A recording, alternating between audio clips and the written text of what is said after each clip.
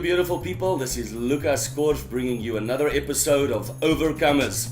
Not just a victim, not just a survivor, but an overcomer. They overcame him by the blood of the Lamb and by the power of their testimony. And today it's a big privilege for me to chat with Corné Krige, a man who has been a big blessing in my life, but also a man who is an overcomer, not afraid to stand for Jesus, a role model, and a man who stands for values in his life. So awesome having you on the program, my friend. Thank you for the time. My brother, this morning I want to ask you 3 questions. And these 3 questions we ask everybody we interview, and it's so beautiful to see the diversity of the answers of the questions. So I'm looking forward to hearing what God's going to say through you.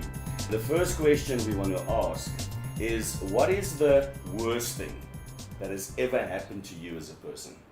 I think it's about 8 years ago now. My brother-in-law was driving on the farm with his 2 children, aged 4 and 1.5, and nobody really knows what happened, but so they somehow managed to open up the door of the car they were traveling in, and they both fell out, and they think the older girl tried to push the boy back into the car when she fell out because he was sitting on her lap, and she obviously pushed him under the wheel, and they both died. And so for me, you can.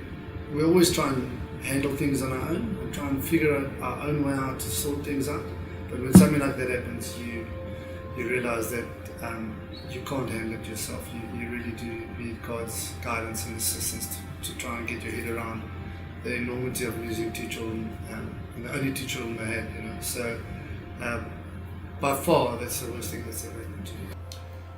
In that, as you speak about that, it's just so out of control, unnecessary, unasked for, unthinkable. But you as a family, you as the family man, or you as the person who tried to help in this, how did you as an individual overcome this time in your life, this experience? For me, I think it was just an absolute faith that in the end, it's going to be okay. At the time, the trauma, the absolute heartbreak, the questions about why would something like that happen, why both of them, why not just one of them, why any of them really, to be honest, and why our family, But what you do realize is it's not worth asking all those questions because they aren't answered straight away, And I read something once that said, we're into microwaving and God's into marinating, and we want everything, we want answers, we want them quickly, we want to understand, but over time, they're easy, and over time there is blessing again, and they have a guest house on the N1, and a lot of people come in there and they see the 2 crosses where the accident happened, and they ask, and then people share about them that also lost children. So they've been a massive blessing to other people who have lost children, because it's one of the worst things that can ever happen to you. So for me personally, just that absolute faith in that I have no answers and I can't fix this, but the absolute faith in God that He can heal and that He will give us peace in the long run. That's all that you have to hope for. That's all that you hold on to. Sure, that's pretty much, the way to find that peace is not something we find, it's something He gives.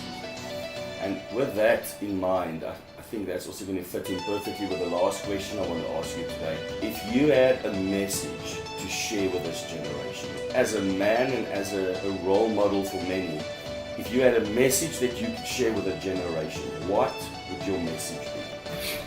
I think my message to the next generation would be that you're going to go through difficult times. Being a Christian doesn't guarantee you any safety, doesn't guarantee you that nothing bad's going to happen to you like it happened to our family where we lost 2 children. And when something really bad happens, it's incredible how people always turn to Jesus. But when it's going really well, we sort of stray away from Him. And my encouragement will be that don't go away from Him. But if you do go away, and if you do stumble off the short and narrow track, that there is forgiveness and that you must forgive yourself.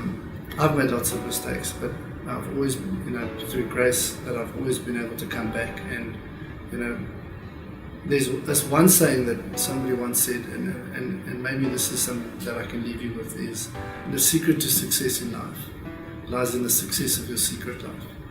You know, people often think that they do things on the side, nobody will ever know, but if your secret life is a mess, in the end it will catch you, and in the end there will be a problem. So I want to just leave this with you. To live life in only one way. There's no life worth living if it does not have a legacy connected to. So live it to the full, serve Jesus, be excited about everything, and make a difference in every single aspect of your life. Thanks for joining us, and thank you so much, my brother. It was awesome having you with us.